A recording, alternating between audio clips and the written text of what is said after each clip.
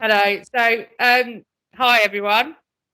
My name's Victoria, and as you know, I'm a teacher sister. I'm also a matron, and in a community health team. I have I've just got a few. I'm just going to show you the office, and then there's just a few nurses here that are just going to say hello and introduce themselves. So we've got two student nurses. So we've got a paediatric nurse, and we've got a adult nurse. And so if anyone's got any questions or interested in nursing, we've also got two ward managers here. So sisters, you'd probably know them as sisters. So I'm going to flip my screen now. So hang on a minute. Okay, right. Can you see Hannah?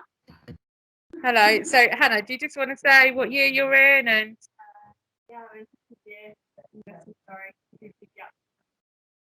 has anyone got any questions for Hannah? You just say, Victoria, can you just say it again? What year is she in? I didn't quite hear it. Second year. Yeah. Second year. Has anyone got? And is it general or a specialist? Hannah's paediatric. So does everyone know what paediatric means? So what does paediatric nursing mean? Type it in the box or say.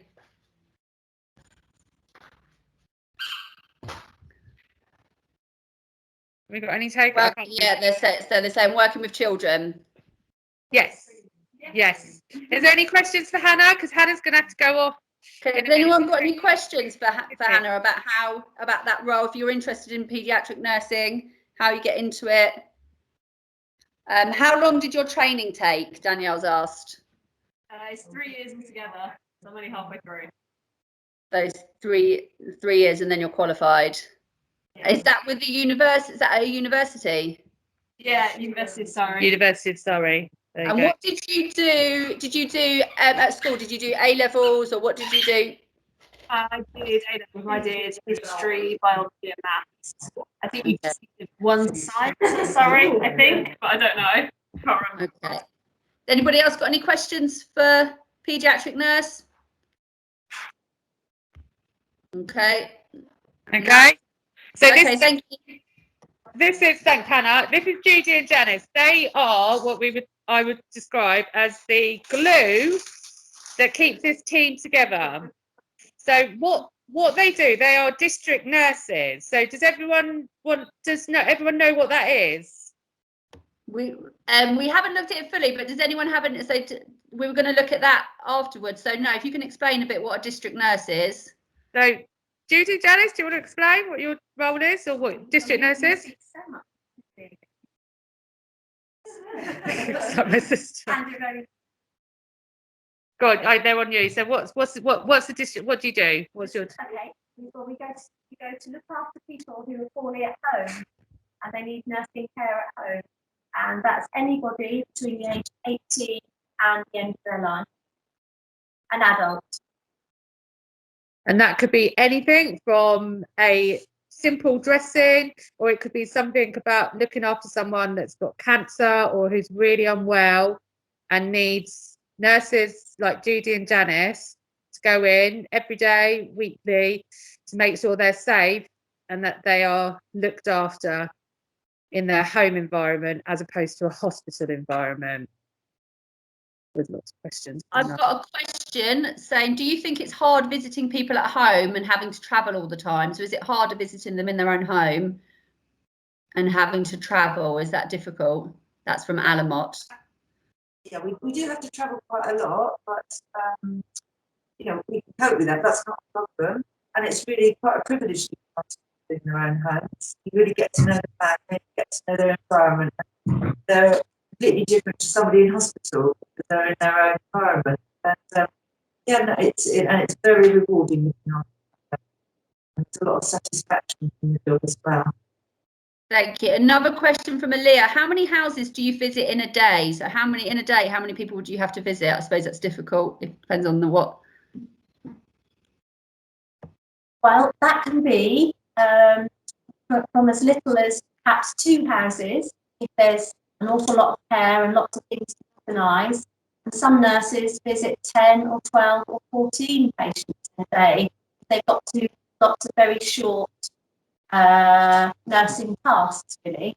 So it's a huge variety. Depends what's needed, really.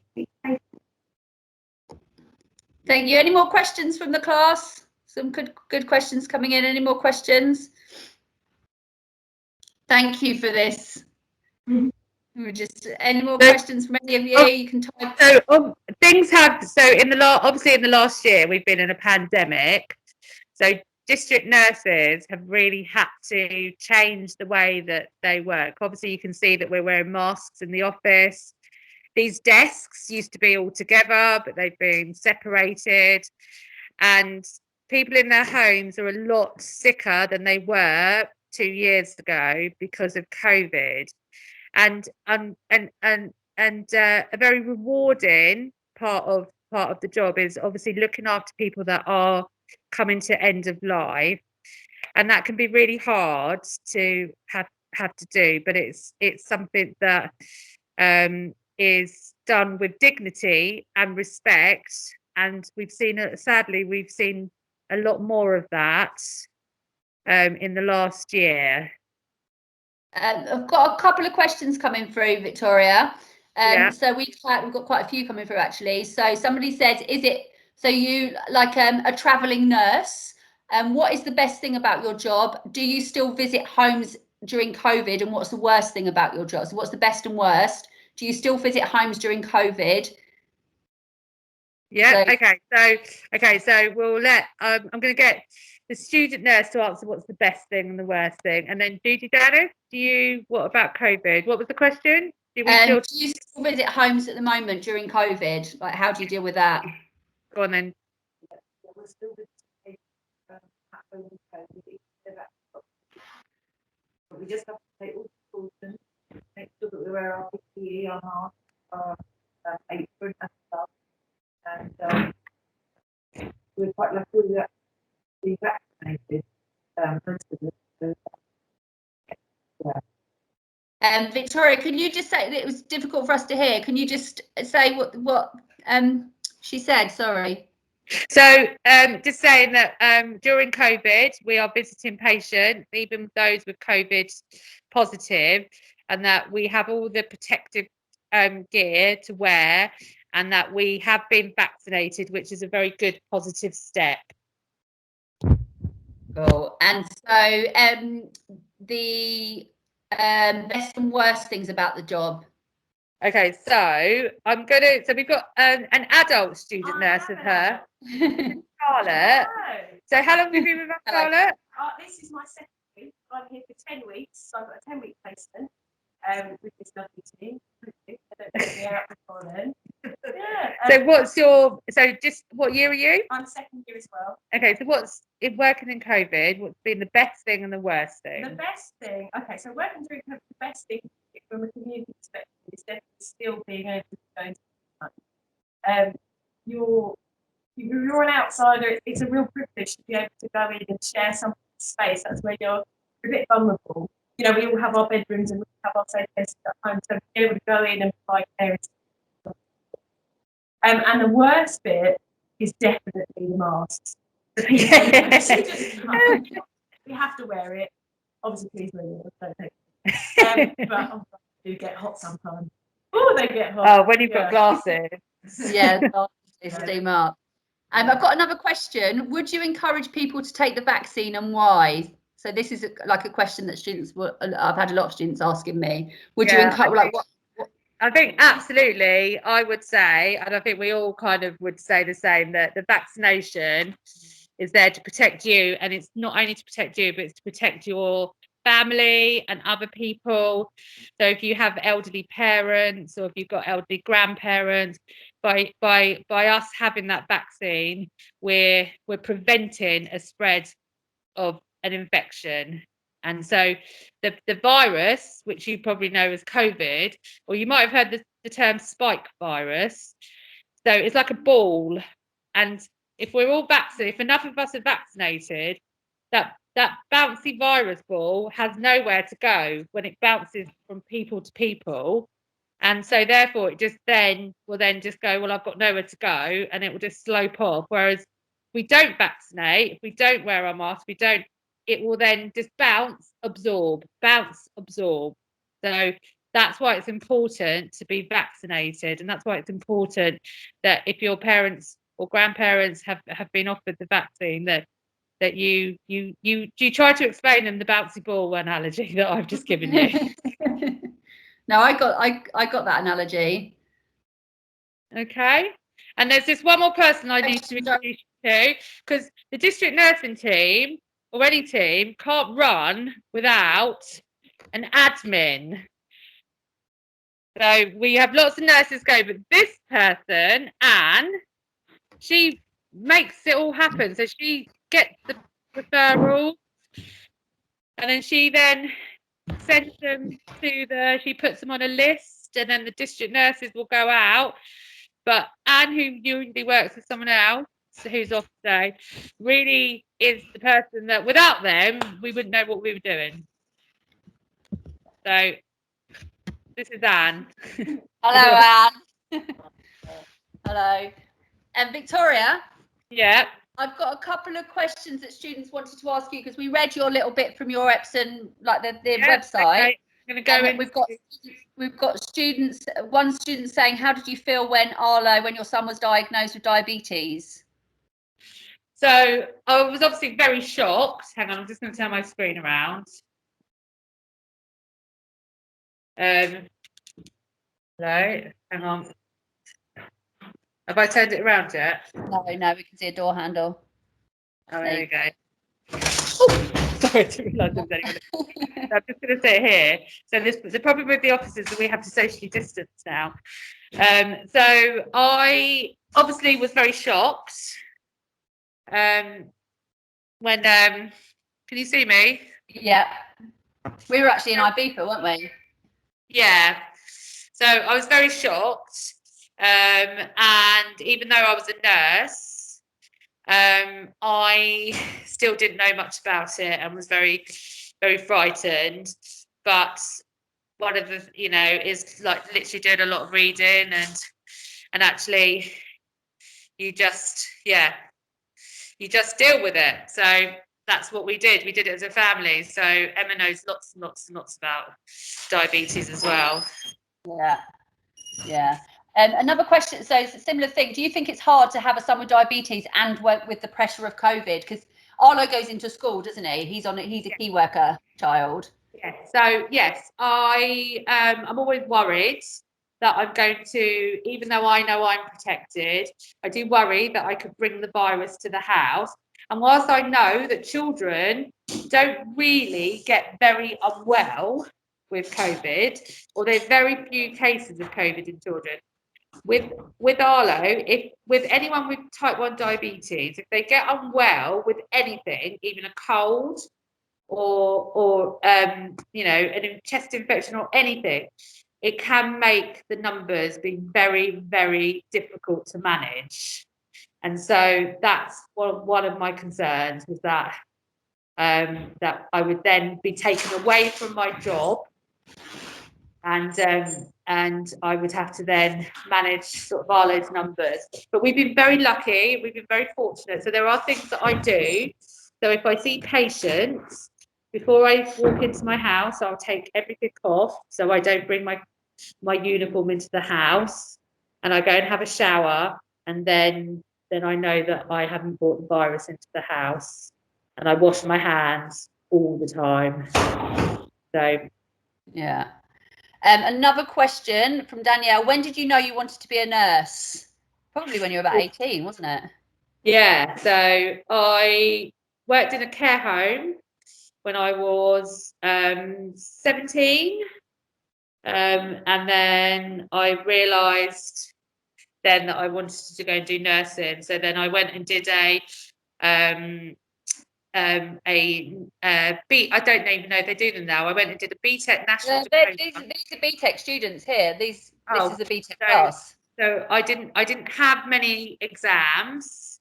I didn't work that hard. So I kind of was like, okay, how can I do this? So I went and did a BTEC national diploma in health and social care. That's this class is. Yeah, that's exactly what this class is. And then from then with that course, and I loved it, and I ended up getting a distinction, and then I applied to go and do nursing and managed to get into nursing using that way. Yeah, that's exactly what this class is, a BTEC health and social care. So, and I think a number of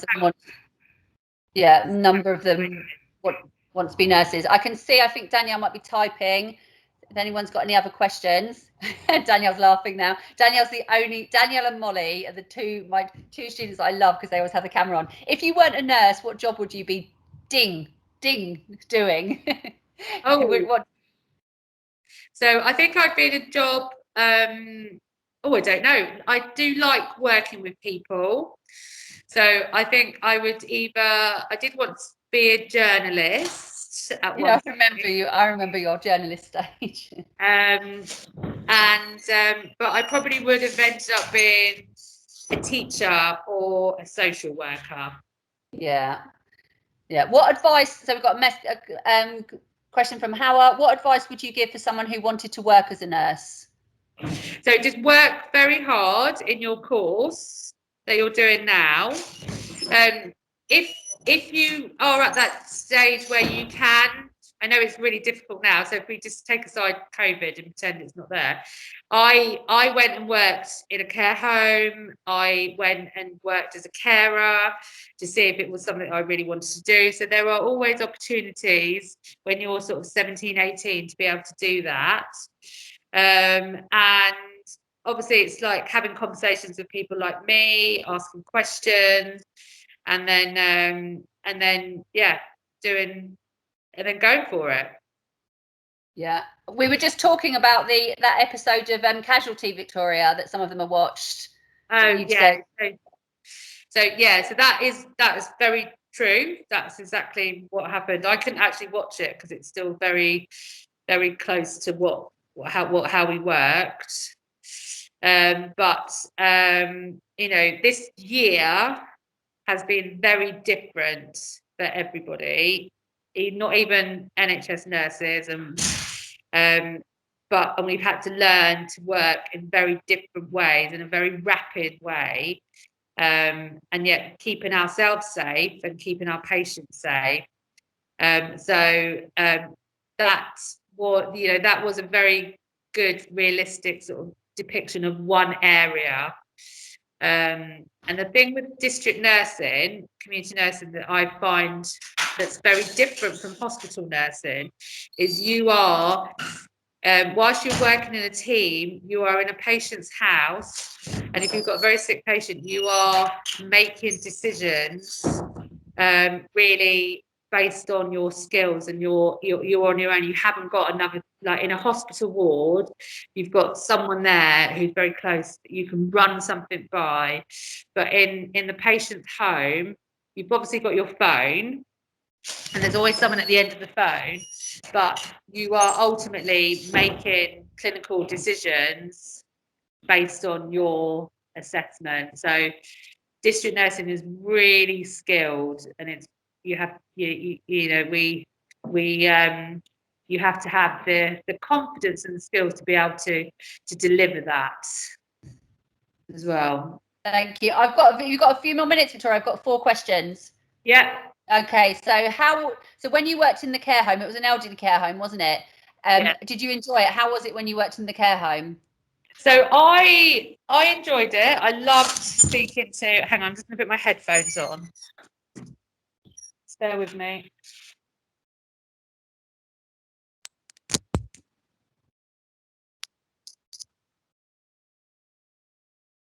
So can you hear me? Yeah. So I really enjoyed it. I loved speaking to all the residents and learning about their history and their past. I did struggle sometimes, I'm not going to lie, as being a 17-year-old, and lots of some of the patients there, I'd never really dealt with anyone with dementia or really unwell, and what we call frail. So the frailty is the older population who are very frail or have dementia. So I really struggled with that as a 17-year-old, and it was obviously my first experience of dealing with death as well. But it made it, you know, I still look back on that time and I still remember the lots and lots of conversations that I had with the residents there, and how actually, you know, I just having that conversation. And obviously we can't do this now, and this is one thing that's really, really difficult about our jobs now, is that we're not allowed to touch our patients. And actually, a lot of our patients who are scared or really unwell really just need their hand held, and that's been really tough. Okay, how that might lead to this? How do you deal with when patients die? How do you deal with that? So we, as a team, a lot of people that die in the community is what we call expected deaths. So you've already you've built a relationship with the family, you've provided all of that dignity and respect, and allowed opportunities for people to talk, and you've made sure that the patient is kept as comfortable or as comfortable as they can be, but it still doesn't make it any easier, and that's where you have to sort of speak to your team. And then obviously as the clinical lead, as well as the matron, it's my job, and the operational manager who's in that office there, or you can't see, she's in that office there, to make sure that the team are okay and they feel supported, and they've got opportunities to talk about anything that's happened, especially death, which we've seen a lot more of this year than at any other time. So we've got a few more questions about COVID. So I'll put these two questions together. What has the pandemic taught you, and what's been your biggest motivation during the pandemic time? So I think it's taught me. Oh, actually, I'm getting your questions are really good. I know, they're really good. Oh, Really I'm actually feeling a bit teary now. We're thinking about that. So what was the question again? What has the pandemic taught you, and what's your biggest motivation during this time? So I suppose the pandemic has taught me that actually we can do what we need to do in a very quick time, and that we, as nurses, we are human, but we are very resilient, and that we have worked as we're like teamwork is amazing, and also that actually the traditional ways of working that we've always been working towards or are governed by can change. So we can look at other ways to work, so such as doing teams, so this, for example, would never have happened if it hadn't been for COVID. I would never have been able to come to your classroom because you are so far away from me and be able to have that conversation with you. However, with the technology that we've now got in place, we're able to do this, and this is fantastic. So being able to do stuff like this and be able to work, not be stuck in one place, be able to just be much more fast paced, is great. And what motivates me is just making sure patients are safe, making sure that we're doing everything so safely, and that we can get through this. Because the other thing that motivates me is that I really want to go on holiday. Yeah, we want to go back to Ibiza. We go every year. I'm really tired, and I want a day. I'm looking forward to that day where I wake up and I don't think about COVID. Nora, I'm going to ask your question last because it'll be a nice one to end on. But Leah says, how do you feel when you see or hear that some people don't take COVID seriously and don't follow the rules?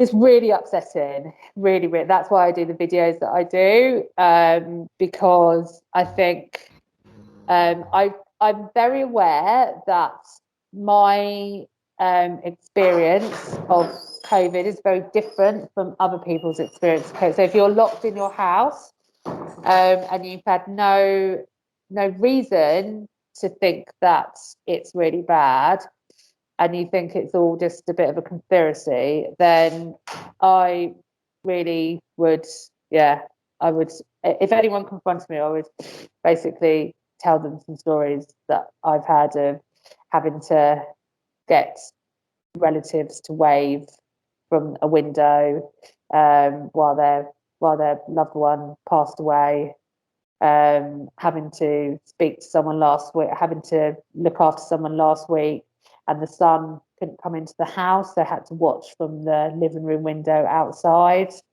while his dad was really poorly. That's not fake news. That's real news, and it is happening. And these work. I have worked in COVID for the last year, and I have get tested regularly, and I've never tested positive.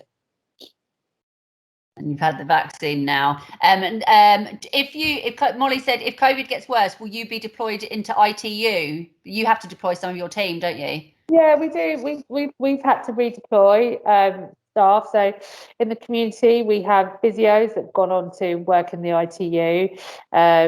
We obviously can't redeploy the community nurses because the key is to keep people out of hospital. So we need to have the workforce in the community. So to keep those people out of hospital. So, but there are matrons that do 1 day a week in the hospital to help out, and I would, if it got worse, I would volunteer to be. They're called bed buddies. I'd be a bed buddy in ITU.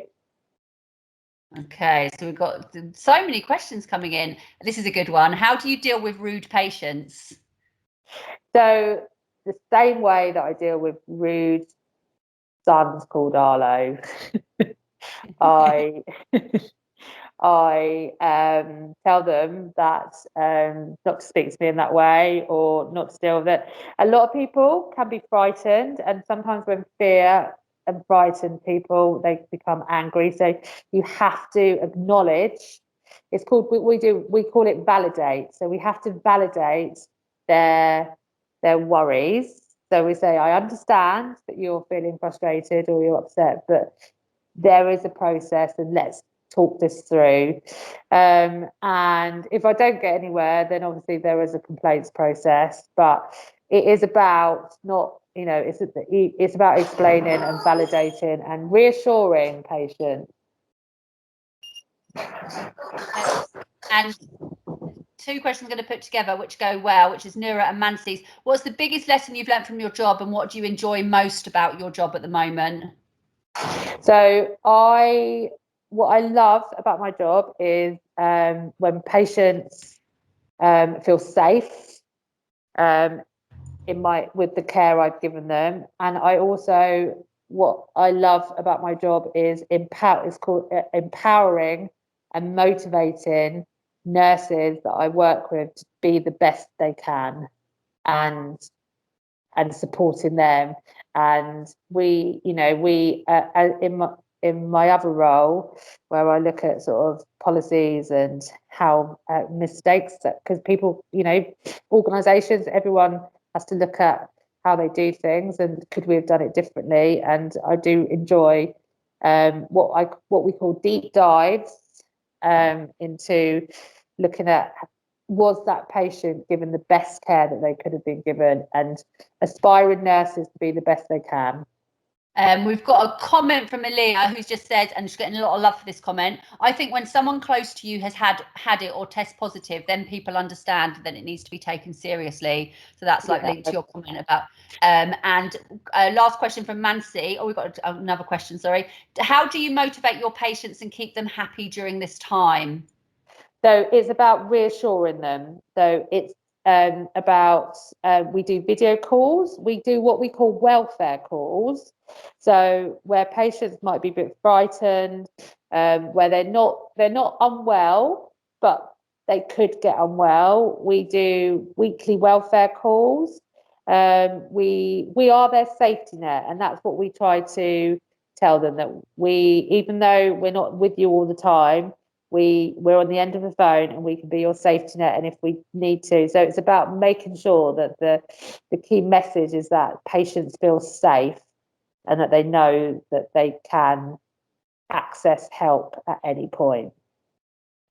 And a really technical question from Molly. Do you think that the prone position is effective for people with COVID? Yes. So when that's when we're assessing patients at home, we do say, are you more comfortable when you're on your front? So we ask them to be as upright as is comfortable, or lie on your front. And yeah, so it is effective. It's releasing pressure from the lungs.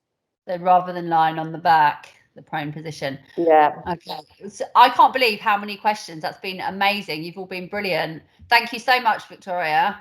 If anybody has any questions they think of afterwards, I'm sure I can ask my sister to answer those questions for you. But thank you so much, and it's very busy. So can we put mics on and say thank you and goodbye to my sister? Thank you. Bye. Bye. Thank you.